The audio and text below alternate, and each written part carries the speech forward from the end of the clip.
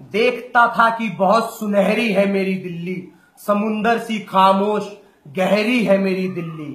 जो एक माँ की आहें न सुन पाई तो आज लगता है गूंगी बहरी है मेरी दिल्ली।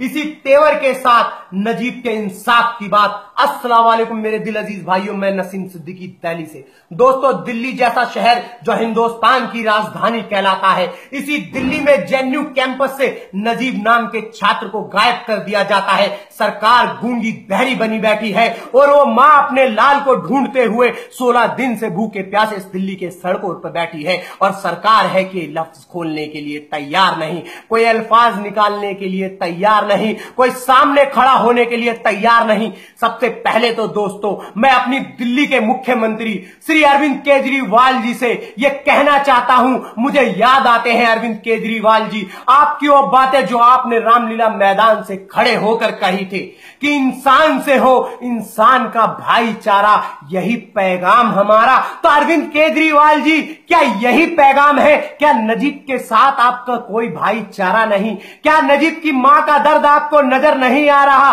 क्या नजीब की मां के आंसू आपको नजर नहीं आ रहे? हमारी दिल्ली से एक छात्र गायब हो जाता है और उसका कोई पता नहीं और आप होके चुपचाप बैठे हुए हो। इसका मतलब यह समझूं कि दिल्ली की गलियों में भी मुसलमान का कोई बच्चा महफूज नहीं। मेरे दोस्तों, मैं अरविंद केजरीवाल जी के वो पुराने दिन याद करता हूं जब ये सत्ता में नहीं आए थे तो किसी महिलाओं के साथ बलात्कार हुआ करता था या किसी महिलाओं के साथ अन्याय हुआ करता था तो ये अनशन पर बैठ जाया करते थे, ये पुलिस और पुलिस के डंडों के सामने आ जाया करते थे। बिजली की बात आती थी तो खंभों पे चढ़कर तार को काट दिया करते थे, ये भूख हड़ताल किया करते थे और आज सत्ता में आने के बाद ये अपने सारे वादे भूल गए। अरविंद केजरीवाल जी, याद करो अपने वादे। आपने कहा था कि मैं मुसलमानों की हक की लड़ाई लड़ूंगा, मैं सेकुलरिज्म का नारा भरूंगा। आप कहां है वो सेकुलरिज्म अरविंद केजरीवाल जी? आपको नजीब नहीं नजर आता? क्या आप लोग इसलिए लड़ाई लड़ना नहीं चाहते कि नजीब एक मुसलमान है? तो अरविंद केजरीवाल जी, दिल्ली के मुसलमान ही थी जिन्होंने पलकों पर बिठाकर आपको दिल्ली की सत्ता दे दी, आपको मुख्यमंत्री बना दिया। आप भूल गए उन वादों को। अरविंद केजरीवाल जी, मैं आपको बताना चाहता हूं और मेरे दोस्तों, मैं इनकी सच्चाई अपने इन 2 अल्फाजों में बयान करता हूं। इसके बाद मैं अपने वजीर आजम नरेंद्र मोदी तक आऊंगा और उनसे भी सवाल करूंगा। सुनिए मेरे दोस्तों, गौर फरमाइएगा।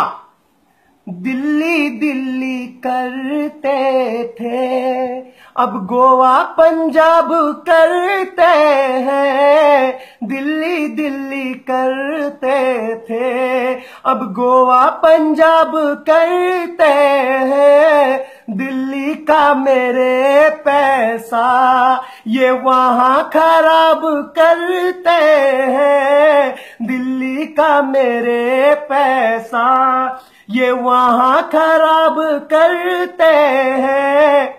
डेंगू से मर रहे हैं लोग, डेंगू से मर रहे हैं लोग और ये तालियों में अपनी गुणगान करते हैं।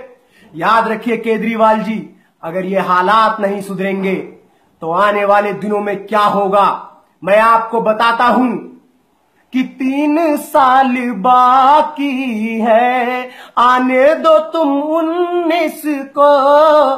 3 साल बाकी है, आने दो तुम 19 को। दिल्ली की जनता तुमको बाय बाय करती है। ये सच्चाई है आपकी केजरीवाल जी। अब दोस्तों, मैं अपने वजीर आजम नरेंद्र मोदी जी से कहना चाहता हूं कि फिजाओं में उड़ रहे जहरीले जुगनू तुम्हें क्यों नहीं दिखते? हर हादसे के पूरे पहलू तुम्हें क्यों नहीं दिखते? मैंने देखा है तुम्हें अपनी मां के याद में विदेशों में आंसू बहाते हुए। नरेंद्र मोदी जी, आज तुम्हें नजीब की मां के आंसू क्यों नहीं दिखते? तुम्हें आंसू उसके क्यों नहीं दिखते? मेरे दोस्तों, मैं कहना चाहता हूं, हमारे नरेंद्र मोदी जी ने उत्तर प्रदेश की सभा से ऐलान किया था कि मैं महिलाओं को न्याय दिलाना चाहता हूं। कहां है मोदी जी आपका न्याय? मेरी आंखों के सामने से उन 2 मुस्लिम महिलाओं के चेहरे नहीं हटते, जिसमें से एक वो मां है जिसका बेटा 16 दिन से लापता है जेएनयू कैंपस से, और दूसरी वो मिनहाज अंसार की पत्नी जिसको आपके गौरक्षा दल वालों ने पुलिस के साथ हवालात में उसका कत्ल कर दिया गया था। क्या आपने उनके न्याय की बात करी? क्यों खामोशी चुप्पी साध रखी है नरेंद्र मोदी जी? आप क्यों कुछ नहीं बोल रहे? नरेंद्र मोदी जी, मुझे याद है आपने रोहित वेमुला को याद करते हुए आंसू बहाते हुए कहा था कि हमने भारत मां का एक लाल खो दिया। क्या नजीब तुम्हें भारत मां का लाल नहीं दिखता?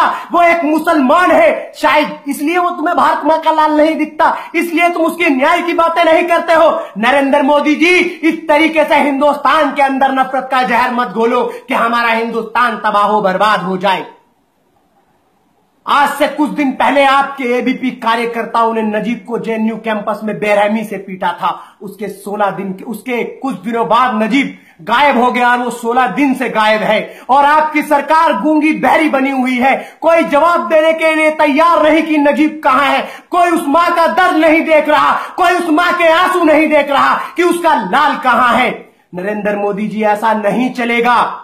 और याद रखना नरेंद्र मोदी जी, अगर नजीब नहीं मिला तो उस मां को न्याय दिलाने के लिए हिंदुस्तान का एक एक बच्चा नजीब बन जाएगा और उस मां के साथ मिलकर आपकी सत्ता को हिलाकर रख देगा, आपकी सरकार का तख्त तो ताज पलट कर रख देगा। नरेंद्र मोदी जी, आपको नजीब को ढूंढना होगा, उस मां को इंसाफ दिलाना होगा, उस मां के आंसू पोंछने होंगे, वरना याद रखना नरेंद्र मोदी जी, आने वाला वक्त आपको बता देगा कि हिंदुस्तान के हालात क्या हैं।